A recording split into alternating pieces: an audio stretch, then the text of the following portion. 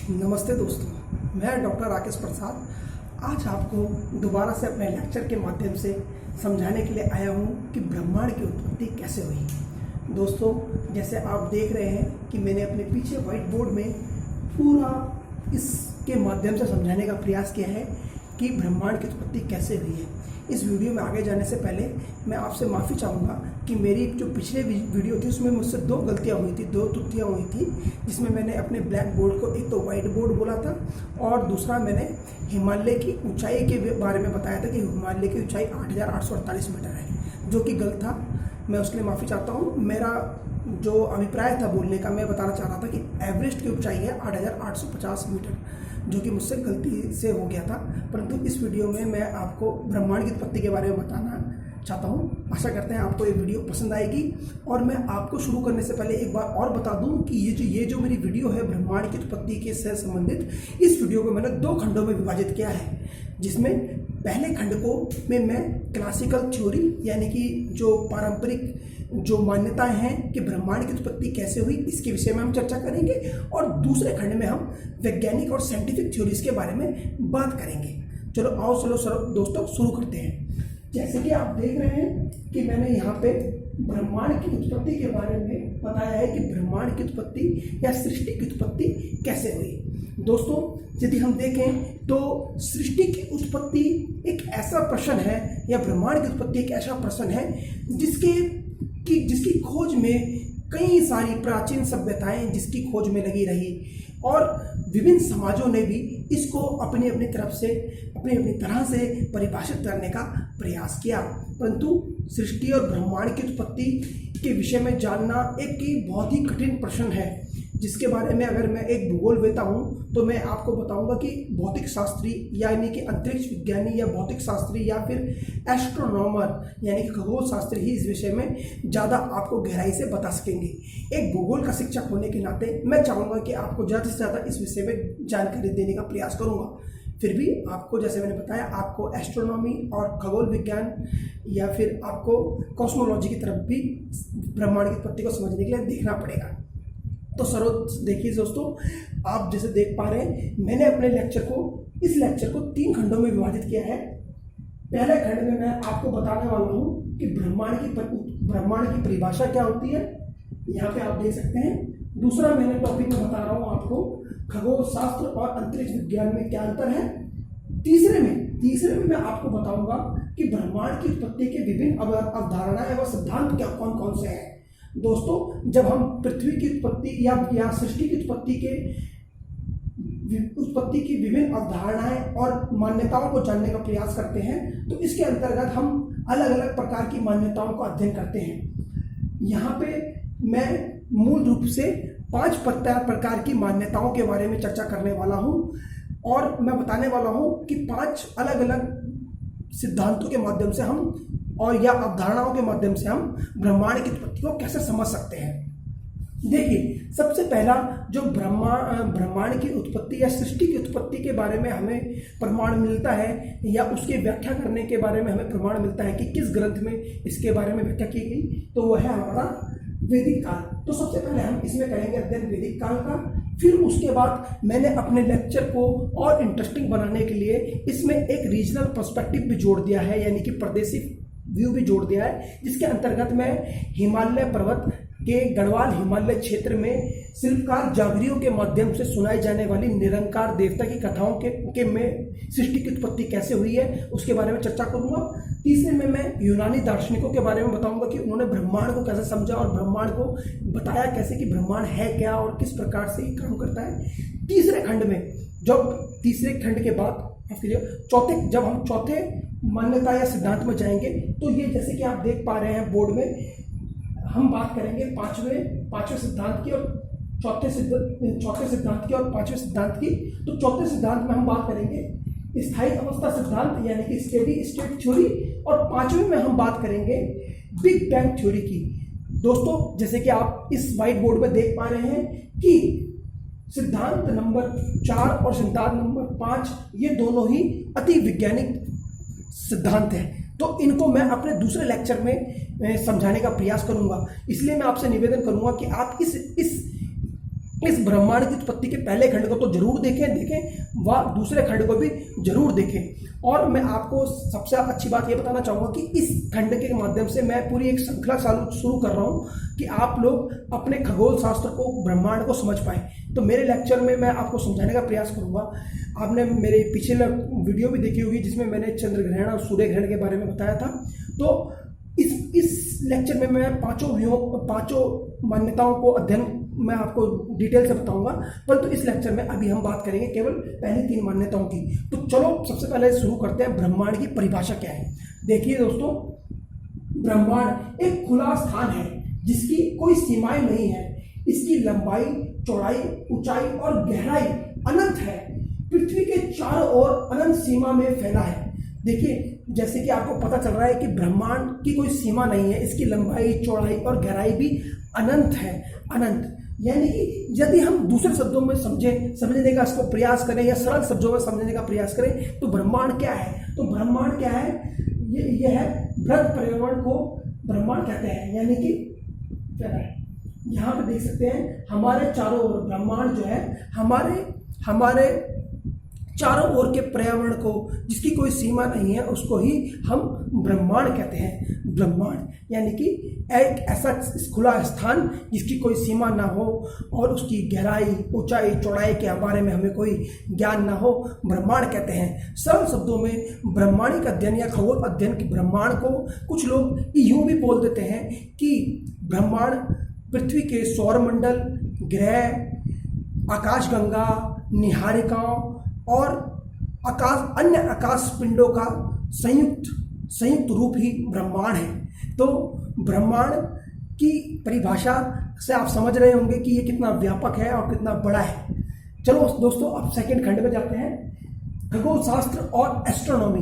एक भूगोल के प्रोफेसर होने के नाते मैं आपको बताना मेरे लिए बहुत जरूरी है कि एस्ट्रोनॉमी यानी खगोल शास्त्र और अंतरिक्ष विज्ञान में क्या अंतर है। यदि हम ब्रह्मांड के बारे में अच्छी तरीके से जानना चाहते हैं तो ये बहुत जरूरी हो जाता है कि हम खगोल शास्त्र व अंतरिक्ष विज्ञान में अध्ययन समझें।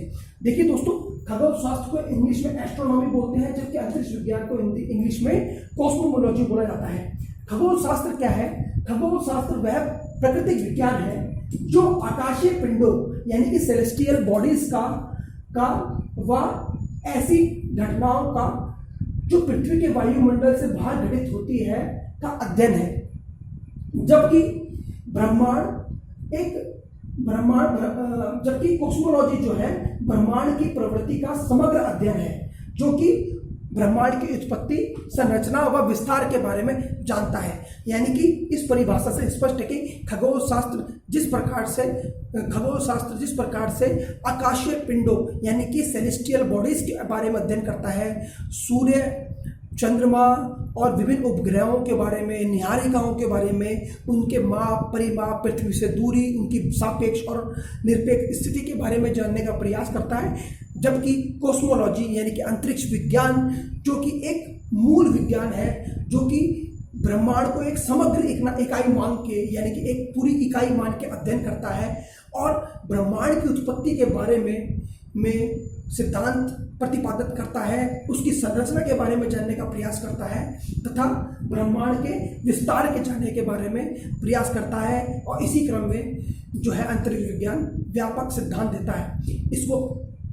इसमें दोनों विज्ञानों में एक अंतर और है कि जहाँ खगोल विज्ञान का जो स्टडी एरिया है, जो स्केल है, स्टडी का स्केल है, वो बहुत छोटा है, जबकि अंतरिक्ष विज्ञान का जो स्टडी एरिया है यानी कि अध्ययन क्षेत्र है, वो काफ़ी व्यापक पैमाने में ब्रह्मांड के स्तर में फैला हुआ है। तो इन दोनों में यह बहुत अंतर है। और खगोल शास्त्री मूलतः अपने आसपास के खगोल शास्त्र को समझने के लिए मूल रूप से दूरबीनों का प्रयोग करते हैं, जबकि अंतरिक्ष विज्ञानी दूरबीनों के साथ साथ गणित के सिद्धांतों और भौतिकी के नियमों का भी प्रयोग करते हैं। अब हम बात करते हैं अपने लेक्चर के दूसरे खंड में, जो कि तीसरे खंड में, माफ कीजिएगा, जो कि अति महत्वपूर्ण है। देखिए, अब ब्रह्मांड की उत्पत्ति की विभिन्न अवधारणाएं। अब हम बात करते हैं ब्रह्मांड की उत्पत्ति की विभिन्न अवधारणाएं। इस टॉपिक में, यानी कि इस खंड में, मेरी वीडियो के इस खंड में मैं तीन अवधारणाओं के बारे में बात करने वाला हूं। आप जैसे कि देख रहे हैं यहाँ पे, देखिए सबसे पहले हम बात करेंगे वैदिक काल में किस प्रकार की ब्रह्मांड को किस प्रकार से डिफाइन किया गया है, बताया गया है। दूसरा हम बात करेंगे गढ़वाल हिमालय के शिल्पकार जागरियों की मान्यताओं में ब्रह्मांड को कैसे बताया गया है। और तीसरा हम बात करेंगे यूनानी दार्शनिकों के मान्यताओं में ब्रह्मांड को किस प्रकार से परिभाषित किया गया है। तो बात करते हैं ऋग्वेद काल की, यानी कि यदि देखिए हम वैदिक काल जो कि एक प्राचीन काल था, जो कि हमारे हिंदू शास्त्रों में, हिंदू धर्म में, वैदिक काल में, सनातन धर्म में जिसकी बहुत मान्यता है। वेद जो है ज्ञान का सागर है और जिनसे हमें काफ़ी सारी सूचनाएं मिलती हैं हमारे प्राचीन एंशंट समाज के बारे में, एंशंट दुनिया के बारे में। और उसमें क्या बोला गया है ब्रह्मांड के बारे में, देखिए ऋग्वेद के 10वें मंडल में, ऋग्वेद के 10वें मंडल में 7 सूक्त का समूह है। ऋग्वेद के 10वें मंडल में 7 सूक्तों का एक समूह है, यानी कि 7 सूत्रों का समूह है जिसको नासदीय सूक्त कहते हैं।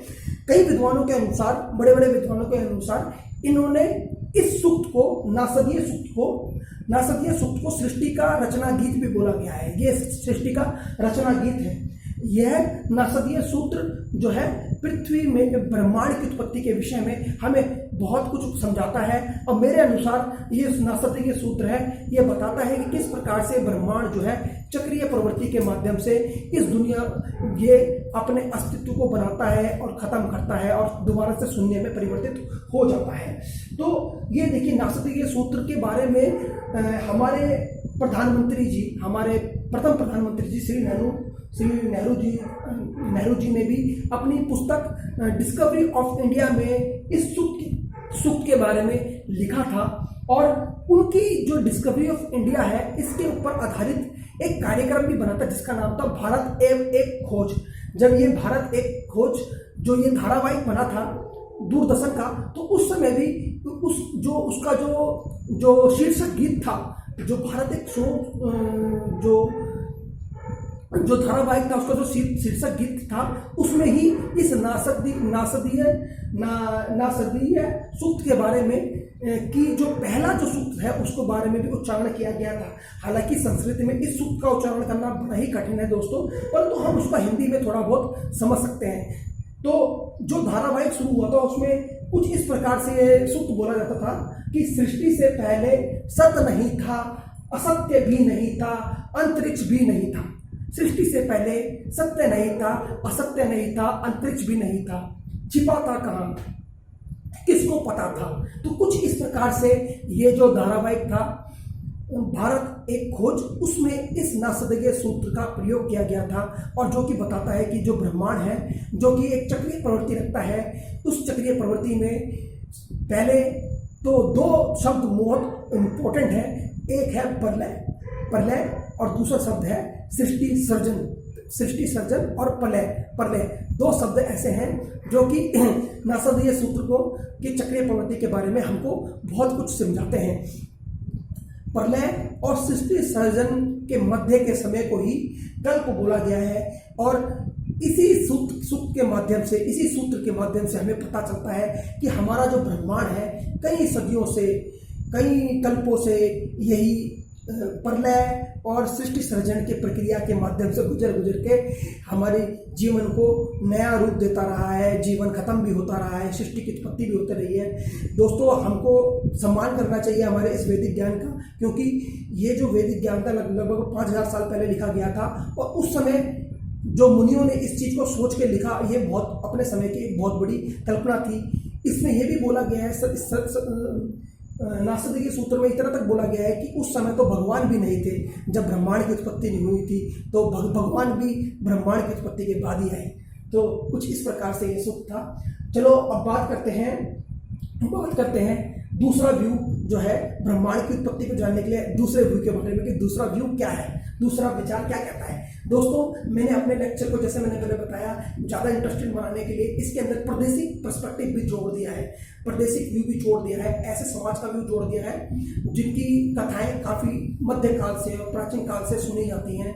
और पारंपरिक रूप से इसको काफी सराहा जाता है। तो मैं बात कर रहा हूँ दूसरे विचारधारा के अनुसार ब्रह्मांड कैसे बना था, वो है गढ़वाल हिमालय के शिल्पकार जागरियों के मान्यता के अनुसार ब्रह्मांड की उत्पत्ति कैसे हुई। गढ़वाल हिमालय के शिल्पकार जागरियों की जब मैं दोस्तों बात करता हूँ तो मैं बात कर रहा हूँ उत्तराखंड के या मध्य हिमालय के उन जाति के लोगों के बारे में जिनको भारत सरकार द्वारा संविधान के अनुसार अनुसूचित जाति का दर्जा प्राप्त है।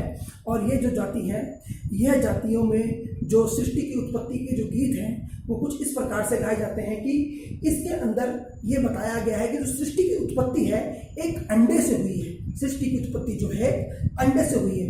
यदि हम देखें तो इसको अगर आप इसके बारे में और अच्छे से अध्ययन करना चाहते हैं तो B.L. धनुषी जी की एक पुस्तक है जिसका नाम है गढ़वाल के शिल्पकारों का इतिहास।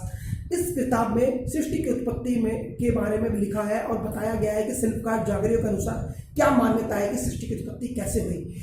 शिल्पकार जागरियों के मान्यता के अनुसार सृष्टि की उत्पत्ति कैसे हुई है, वो बोलते हैं कि जो सृष्टि है ये जो है एक निराकार दिव्य पुरुष निरंकार के द्वारा ही रची गई है। निराकार यानी कि जिसका कोई आकार नहीं, जैसे कि मैंने आपको पहले ही बताया था कि सृष्टि जो है उसका कोई आकार नहीं है, उसकी लंबाई चौड़ाई और हमको गहराई का ज्ञान नहीं है। तो इसी जागृत परंपरा में भी निराकार के बारे में बात की गई है। इस निराकार इन्होंने बताया गया है कि जो सृष्टि है, जो जम्बू गरुड़ और सोनी गरुड़ी नामक जो पक्षी है उनके अंडे से ही ये पूरी सृष्टि की उत्पत्ति हुई है। ये सूर्य की उत्पत्ति हुई, ये ग्रहों की उत्पत्ति हुई, जंगलों की उत्पत्ति हुई। अगर हम इस विचारधारा को समझने की कोशिश करें गहराई से तो आपको ये मूल में जानकारी होगी दोस्तों कि यदि हम देखें तो प्रकृति में प्रत्येक वस्तु किसी बीज से उत्पन्न होती है या फिर किसी अंडे से उत्पन्न होती है। प्रत्येक वस्तु, चाहे वो पादप हो, चाहे वनस्पति हो, चाहे वो कुछ भी चीज हो, वो सब चीजें जो है या तो किसी बीज से उत्पन्न होगी या किसी अंडे से उत्पन्न होगी। तो इसी मान्यता के ऊपर आधारित करके इन शिल्पकार जागरियों ने जागर गीतों के माध्यम से अभी तक ये बताने का प्रयास किया है समाज को कि किस प्रकार से सृष्टि की उत्पत्ति जो है एक अंडाकार अंडे से हुई है। अगली बात करते हैं, पॉइंट नंबर 3 में आते हैं कि तीसरा व्यू क्या कहता है सृष्टि की उत्पत्ति का। यूनानी दार्शनिकों के अनुसार सृष्टि की उत्पत्ति। अब बात करते हैं यूनानी दार्शनिकों के अनुसार सृष्टि की उत्पत्ति कैसे हुई। यूनानी दार्शनिकों के अनुसार अगर हम देखें सृष्टि की उत्पत्ति के बारे में भू केंद्रित विचार बहुत ही जोर से और 200-2000 वर्षों तक प्रतिपादित किया गया। यूनानी दार्शनिकों में प्लूटो और अरस्तु मुख्य थे। प्लूटो ने अपने अध्ययन में इस बात को माना और अरस्तु ने भी इस बात को अध्ययन में ये बात माना कि जो पृथ्वी है वो ब्रह्मांड के केंद्र में है और सूर्य तथा अन्य तारामंडल पृथ्वी के चक्कर लगा रहे हैं। यानी कि इसको भू केंद्रित यानी कि जियोसेंट्रिक आइडिया बोला गया। इसी के आधार पर टॉलमी ने भी अपने विचार रखे, जियोसेंट्रिक आइडिया माना गया और उनकी ये मान्यता 2000 साल तक कायम रही। या दोस्तों मैं आपको यहाँ पे एक बहुत ही महत्वपूर्ण ध्यान आपको दिलाना चाहता हूँ कि भारत में लगभग 5वीं ईसा पूर्व एक महान दार्शनिक पैदा हुए जिनका नाम था आर्यभट्ट। आर्यभट्ट ने 5वीं ईसा पूर्व में ही इस बात का बता दिया था कि जो पृथ्वी है वो है सूर्य के चक्कर लगाती है, ना कि सूर्य पृथ्वी के चक्कर लगाता है। यानी कि उनके इस व्यू को हेलोसेंट्रिक थ्योरी भी बोला गया। हाँ जी, ये वही आर्यभट्ट है जिन्होंने सबसे पहले जीरो की उत्पत्ति की थी। जब जीरो दिया मेरे भारत ने तब दुनिया को गिनती आई। तो ये हमारे आर्यभट्ट ने ही 5वीं ईसा पूर्व में ये बता दिया था कि हमारी जो पृथ्वी है वह सूर्य का चक्कर नहीं लगाती, बल्कि पृथ्वी सूर्य का चक्कर लगाती है, सूर्य पृथ्वी का चक्कर नहीं बनाता। यानी कि उन्होंने सूर्य केंद्रित विचार को प्रतिपादित किया। परंतु यूनान में क्योंकि उस समय संचार और परिवहन के साधन नहीं हुआ करते थे और बौद्धिक आदान प्रदान भी इतना ज़्यादा नहीं हुआ करता था, दो समाजों के बीच में बौद्धिक आदान प्रदान इतना अच्छा नहीं हुआ करता था, इसलिए आर्यभट्ट के वह विचार यूनान तक नहीं पहुंच पाए। और पिछले 2000 वर्षों तक यूनानी लोगों ने और रोमन लोगों ने यही माना कि जो पृथ्वी है वो ब्रह्मांड के केंद्र में है, जो कि गलत था। बाद में प्लूटो और टॉलमी के विचारों को चर्च की मान्यताएं मिल गई और चर्च ने भी ये माना कि जो पृथ्वी है वो ब्रह्मांड के केंद्र में है और ब्रह्मांड जो है पृथ्वी स्थिर रहती है, ब्रह्मांड के केंद्र में है। चर्च के इन विचारों के खिलाफ उस समय किसी के अंदर हिम्मत नहीं थी वो चर्च के विचारों को चुनौती दे दे। परंतु फिर एक विद्वान और पैदा हुए जिनका नाम था कोपरनिकस। कोपरनिकस ने ही यूरोपीय लोगों को सबसे पहले बताया कि नहीं, पृथ्वी जो है ब्रह्मांड के केंद्र में नहीं है, सूर्य ब्रह्मांड के केंद्र में है, और पृथ्वी जो है सूर्य का चक्कर लगाती है, न कि सूर्य पृथ्वी का चक्कर लगाता है दोस्तों। तो कोपरनिकस के विचारों को के बहुत प्रभावशाली विचार थे। और जब हालांकि उस समय कोपरनिकस का यह वैज्ञानिक विचार था, परंतु समाज में कोपरनिकस के विचारों को स्वीकार नहीं किया जा रहा था, यानी कि यहाँ तक कि चर्च ने उनके विचारों को प्रतिपादित करने में रोक लगा दी थी। उनके द्वारा लिखित पुस्तक के ऊपर प्रतिबंध लगा दिया था कि वो पुस्तक प्रकाशित नहीं हो सकती। परंतु किसी तरीके से बौद्ध ज्ञान की गंगा कभी रुकती नहीं है, और वह किताब कोपरनिकस द्वारा लिखी गई किताब अब जियोदान ब्रूनो के हाथ में लग गई। जियोदान ब्रूनो, देखिए यहाँ पे मैंने इनका नाम लिखा हुआ है, जियोदान ब्रूनो। जब जियोदान ब्रूनो के हाथ में कोपरनिकस द्वारा लिखी गई पुस्तक लगी और उनको कोपरनिकस का यह विचार बहुत प्रभावशाली लगा कि पृथ्वी सूर्य का चक्कर लगाती है, ना कि सूर्य पृथ्वी का चक्कर लगाता है, तो उन्होंने इस विचार को पूरे रोम में और पूरे यूरोपीय जगत में प्रसारित करना शुरू कर दिया, उसका प्रसार किया। परंतु चर्च को यह बात पसंद नहीं थी, तो चर्च ने रोम में जियोदान ब्रूनो को जला के मार दिया। तो ये एक अपने आप में दुखद घटना थी, और एक वैज्ञानिक ने विज्ञान के नाम पे अपना बलिदान दे दिया था। परंतु जियोदान ब्रूनो का और कोपरनिकस और आर्यभट्ट का बलिदान खाली नहीं जाएगा दोस्तों। और आज हम उनके योगदानों की वजह से ही आज हम समझ पा रहे हैं कि ब्रह्मांड की उत्पत्ति कैसे हुई है। तो कुछ इस प्रकार से यूनानी दार्शनिकों के विचार थे। तो आपने देखा मेरे लेक्चर में कि वैदिक काल में मैंने किस प्रकार से हमारे ब्रह्मांड की सृष्टि की उत्पत्ति हुई, और गढ़वाली शिल्पकार जागरियों के उसमें कैसे ब्रह्मांड की उत्पत्ति हुई, और यूनानी दार्शनिकों के उसमें ब्रह्मांड की उत्पत्ति कैसे हुई। यदि मुझसे इस लेक्चर में कोई गलती हुई हो तो उसके लिए मैं क्षमा चाहता हूँ, और मैं आपसे चाहता हूँ कि इसी लेक्चर में बने रहने के लिए आप इस लेक्चर के दूसरे खंड को भी जरूर देखें। इस लेक्चर में अभी तक के लिए धन्यवाद। Thank you very much.